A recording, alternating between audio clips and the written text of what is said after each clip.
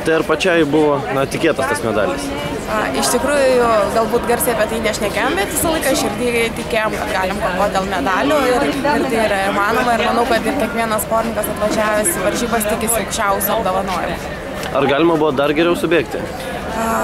Galbūt nedrįsiu teikti, kad galima, nes pagal rezultatus visgi matom, kad oro sąlygos nėra galbūt idealiausios sprintui. Galbūt tiesiog koja pakišo 8 takas, nes jeigu būtų šalia varžovės, galbūt būtų ir ta antra vieta, bet yra kaip yra ir 3 vieta Europoje, manau, kad tai geras pasiekimas ir aš tuo džiaugiuosi. Pati paminėjai, tas 8 takas, tau yra skirtumas bėgti kraštu ar viduriu? Taip yra, nes lyderės bėgo 4-5 taku ir aš tiesiog jų nemačiau, o mūsų laikai su antros vietos yra vienodi, skiria tik tai 1000.